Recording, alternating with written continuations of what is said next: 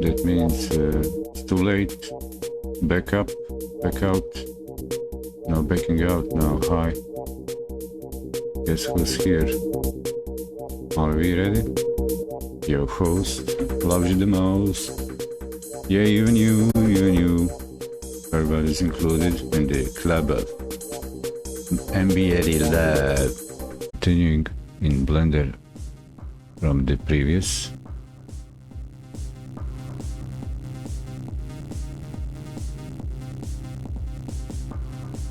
And that means manual, going through the manual. I'll bring it up. Where be you? Here it is. Here be you with the manual.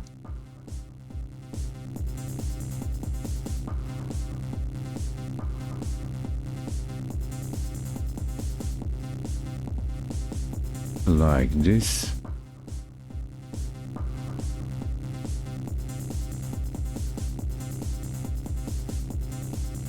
I will not go in super detail. This is still getting familiar with the Blender concepts and general concepts in the industry. Get acquainted with the conventions, terminology, naming. So we are all on the same page. For either if I in the next step follow some tutorial, I don't just take it as it is, so I can understand what the message, what the author meant to say.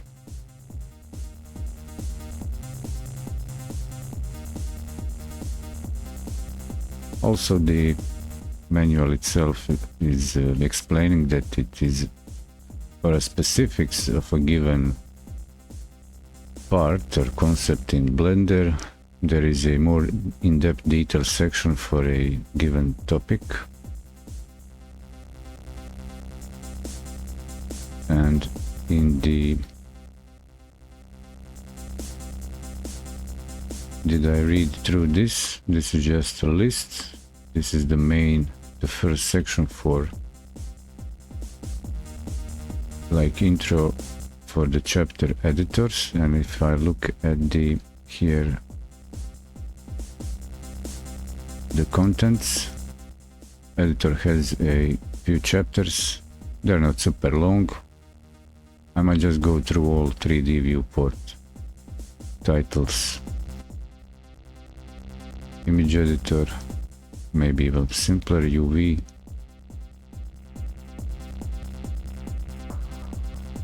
Scenes and objects. I will not waste time, spend too much time reflecting on past covered parts. Maybe just pull out some references to relate.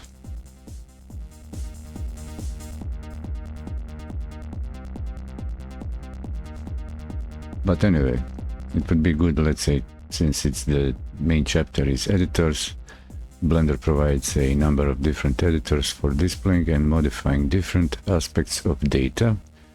An editor contains inside an area is contained, okay, I'll repeat. An editor is contained inside an area which determines its size and placement within the Blender window. Every area may contain any type of editor. So in this region with the animation here running, that is one area. We got couple areas here, a few areas. Below here is the timeline, then there's the node editor, this section, and here is the button to change the actual editor for a given area. In this case, the 3D view on the top area. This part of manual still actually explains the general Blender user interface, because it's altogether a very interactive application.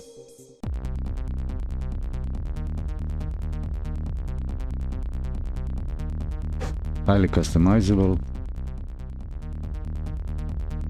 and it's good to know because of that, and all those controls are exposed for a beginner like me.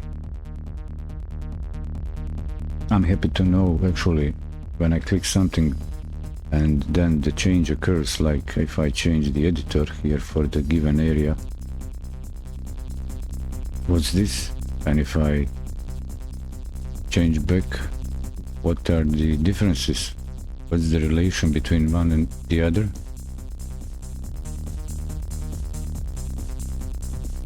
And that's why I read through this. And now I know switching the editors actually brings up a specific editor for a given task.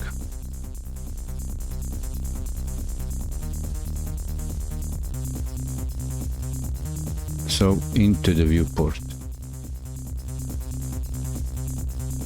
3D viewport, introduction, region header. Is this just showing me the contents? Introduction. I'll just follow the next navigation. Link on the bottom, introduction. The 3D viewport is used to interact with 3D scenes for a variety of purposes, such as modeling, animating, texture painting, etc. Then it says a header region, which is this bit here.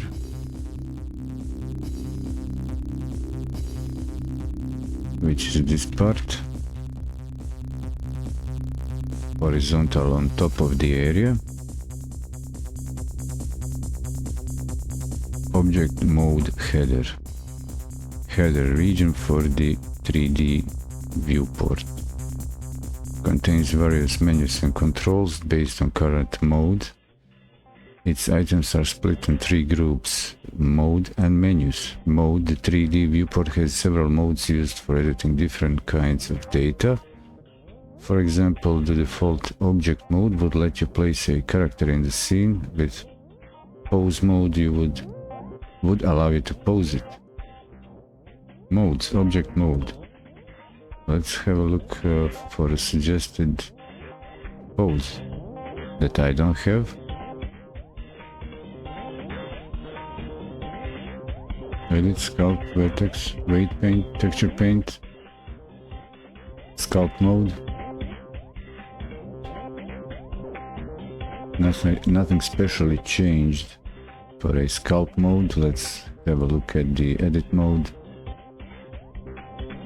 So what's different if I change vertex paint? So the lower row changes. For example, texture paint, we got different layout of elements in the header, okay.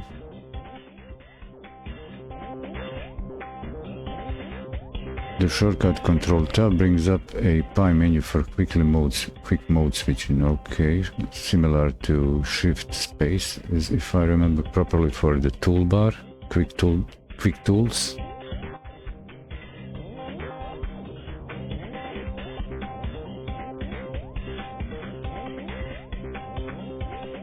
A view. This menu offers tools for navigating in 3D space.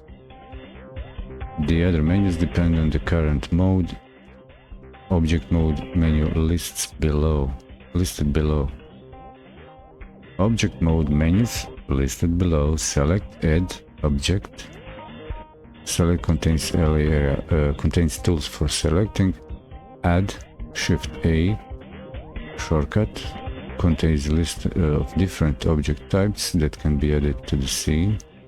Object contains tools for operating on objects, such as duplication. A subset of these tools can also be accessed by right-clicking in the 3D viewport. That would be for the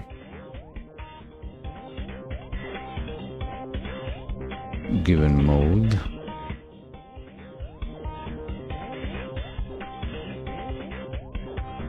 Navigating 3D space. So if I would change object mode,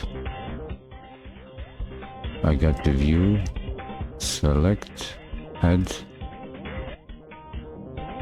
an object. Okay, for this reason I'll go with a new file, new general. I don't need to save this. So if I want to add something, here is the list of objects.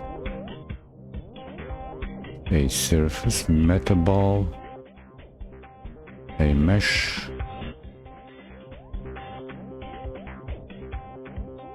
cylinder, torus, or the famous donut. Can I move the torus? No, I've selected both of them. I click outside to deselect, and maybe just torus. Yeah, clicked on the side and select move, and I'll grab the, just so I get the white circle to freely move it in 3D while interacting with the mouse to a specific colored axis, red, green, blue. It's just moving it in 3D space in a given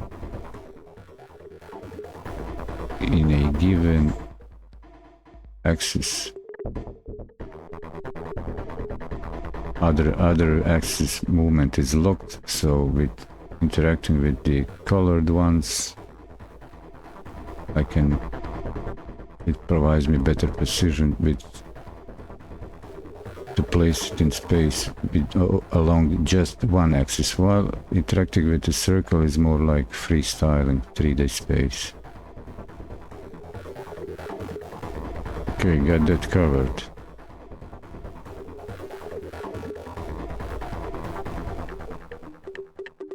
That would be our object mode view. And it said if I click outside here, let's say, and Shift A, is this list of different, okay, so this is add a Shift A, actually that's, so let's say it's directly shortcut for the add list of objects to add to a in 3D space. Object contains tools for operating an object, such as duplication. A subset of these tools can, okay, so if I right click in the viewport, can I right click on the object, shade smooth, I got these options, and here is this the same object. If I select object and transform set origin, doesn't look completely the same. We can see that the right clicking in the viewport doesn't have transformations like the clicking on the object menu. Transform controls. Transform orientation, used to change the transform orientation, which affects the rotation of the transform gizmo. Transform controls. So this is here. Global, local, normal, gimbal. Transform orientation, gimbal, align each axis to the Euler rotation axis as used for input. As used for input, okay. Cursor parent, okay. Global, local. So if I select the transforms to local, what would happen? Local to what? Not super sure. Maybe that would be better demonstrated maybe if I'm scaling, using the scale and the transformation orientation is set on local. Scaling, doing it locally. Scaling, doing it under global. Maybe even this won't reflect, actually demonstrate what it says. Scaling just along a selected axis.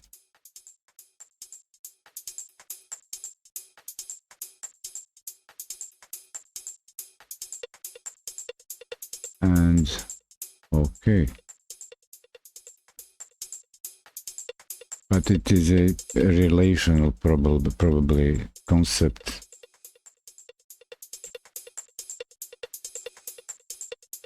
As handling and editing in 3D complex objects, we need to understand the relations between points, other objects, maybe even just a given specific face of the object. For example, select might have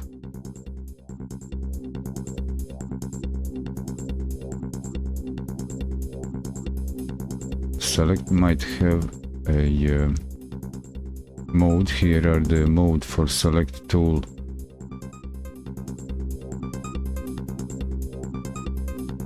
Which part of the object even this cube is here like this, maybe I could just select one part of this, like a face, just one of the faces. Where would I find that? Local, normal, gimbal. Well, let's not get ahead. Point pivot, used to change the pivot point, affects the location of transform gizmo. Okay, so I don't, it's not that I just perform a rotation from the center of the object. Maybe I can change the pivot point. I can move the gizmo. Pivot point, that is, where is that?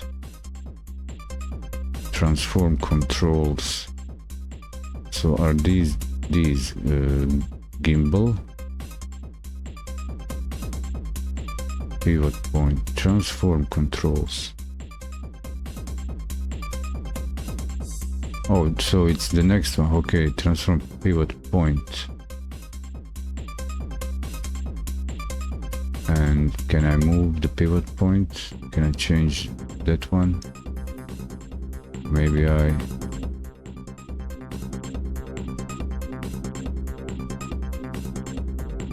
can change the gizmo position and now select back. No, it's just the cursor. Cursor means something else. So how would I select the pivot point? Well, I guess it's too early, still snapping. Okay, proportional editing, smooth transform, display and shading. So these tools in that list are gimbal,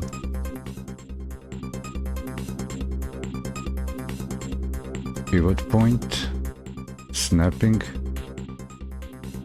proportional editing. Then we have the rendering, display and shading, object type visibility, change which types of objects are visible, selectable in 3D view space. So visibility. My mouse is quite large, but it's better for the efficiency for presentation, so I'll keep it like this. Selectability and visibility, mesh, curve, meta, hair curves, grease, pencil. Okay, they're all visible. Mesh, curve, a surface, meta, text, point, cloud, volume, lattice.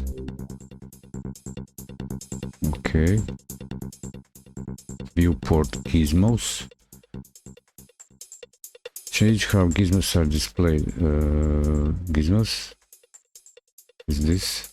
Yeah. The default, and there's a drop down menu: global, local, normal, gimbal. Cool. Overlays. Toggle X-ray. Okay, we can see through them. They are semi-transparent. Renderings. Change the rendering. Viewport shading, method to display shade objects in the 3D view. Material preview. And the viewport shading. Render display render preview. So this would be a preview of a result of the rendered scene. Good to know.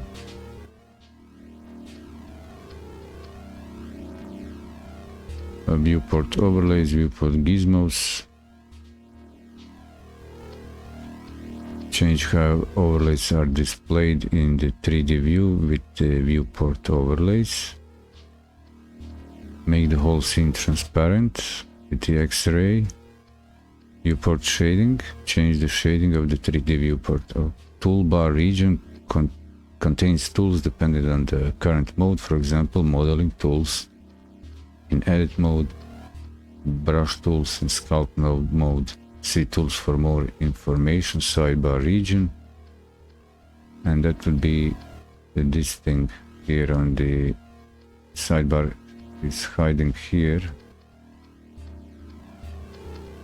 Would be this thing, which is shortcut N, and tools over here.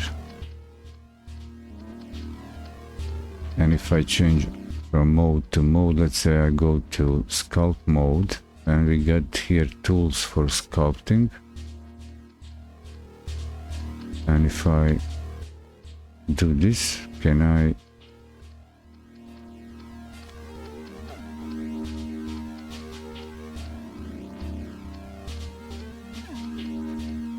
remember that there was a method to zoom in, a shortcut to zoom in the tools.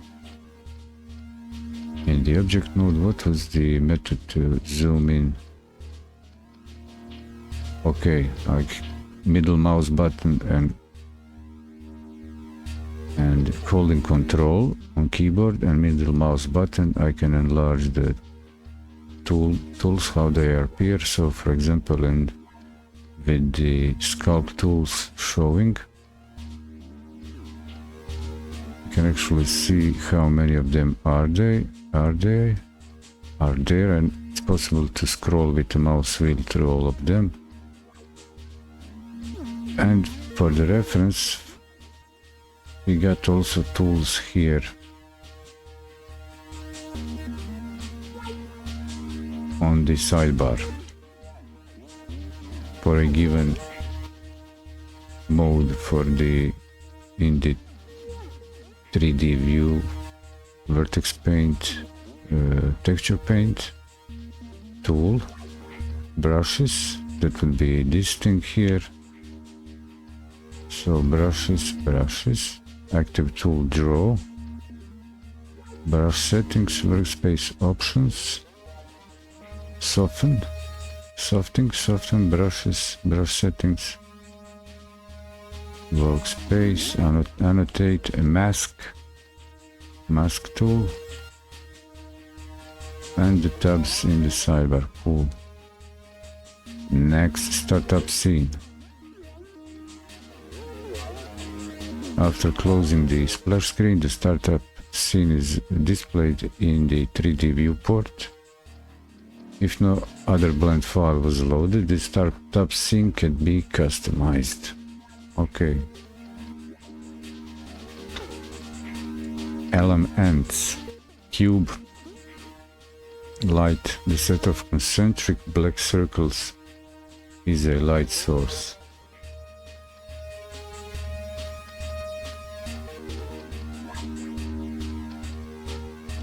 The set of concentric light circles is a light source illuminating the cube.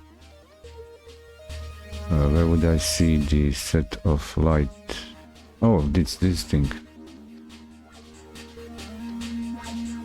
So this will be the given aforementioned light source in the scene, default scene. So this is the default light given here, and it is also already an instance of an object. And if I try to change it, like rotate it, move, rotate,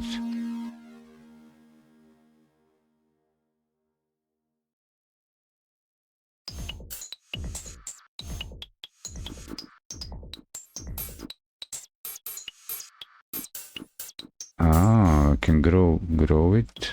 Is this growing? Can I change somehow the light effect so it's orthogonal to the scene? So how would I, for example, change the direction of this light? Or maybe if I grow it real big, does this have an impact? No. I can't move it, but let's keep going with this. Let's experimentation right away. And the camera, which is a pyramid, so this is a industry standard camera. Can I move the camera? Yes. Camera defines the resulting rendering look of a scene in a final rendering. If I would click here, renderer, and just a preview. Where would I see a preview? Let's say object mode, no. Preview period, do I have here a render preview?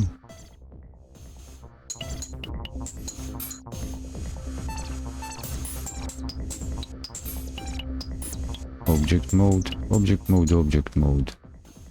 Why can't I change object mode? Deselect. Select none.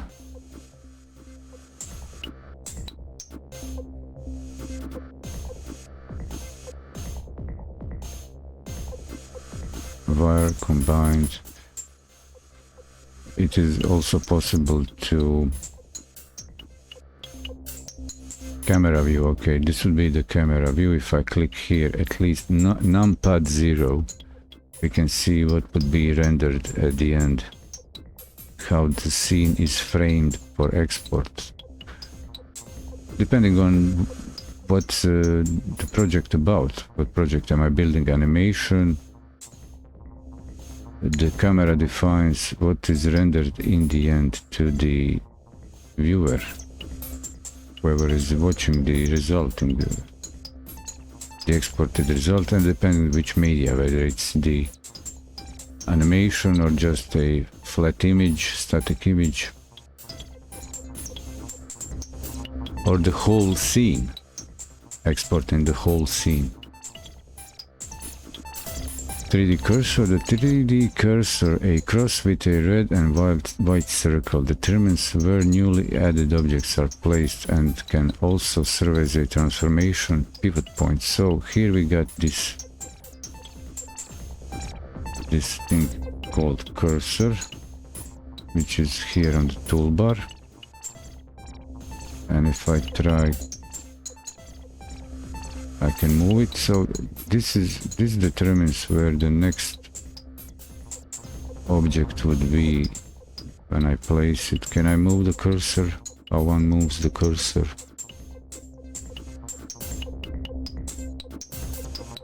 Drag to transform.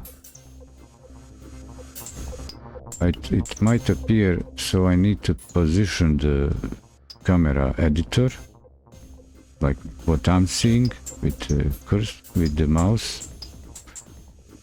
And cursor, it appears as I transform it, dragging it around. It's always laying in let's call it its own 2D plane. So this is how I would position it. Placing it along, but it also shows axis on its own that hint a direction orientation for a next object that would be added. So it's a bit tilted. Can I transform his? Okay, so now I've set it to its snap to. Can I snap it? Can I turn it more? Cut it orthogonal? Almost, not yet orthogonal. So if I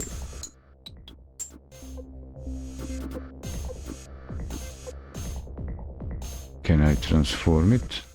Rotate it? No, the rotation doesn't work on cursor. What will be the transforms for the cursor? I just swing it around. And next object I add would be aligned in this scene like the cursor axis show. By placing a cube. No, actually no. The cube is sitting in the space orthogonally. I thought the cursor would hint the orientation for the next object instance here. Select, move, freestyle this cube like this, scale it, freestyle scaling, tiny cube. Can I be even more?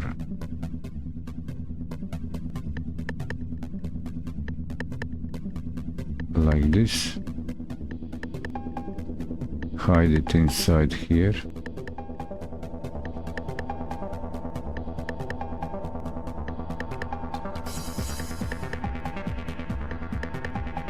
And jump to the camera view. Okay, we see they're sitting in there. Okay.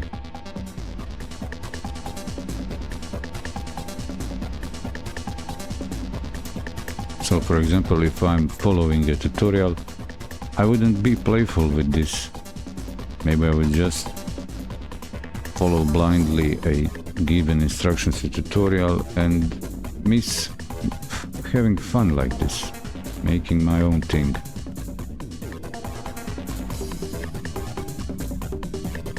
Grid floor. The gray lines forming a floor mark the zero height of the world. The red and green line are the axis of the world coordinate system. They meet at the world origin, which is also where the origin of the cube is located. The grid floor settings are in the viewport overlay popover. The grid floor settings are in the viewport overlays popover. Okay, viewport overlays. It is this thing. Show hide these overlays. Okay, clicking on it.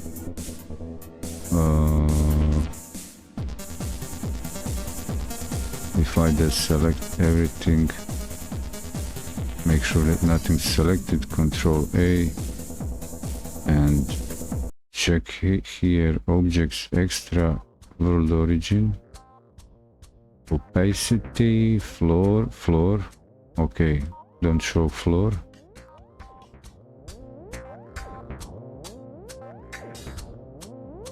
Subdivision scale, okay, I can change the floor scales, okay. 1 subdivisions. Do we need subdivisions? No. Can I edit that and that? Undo? No. Okay.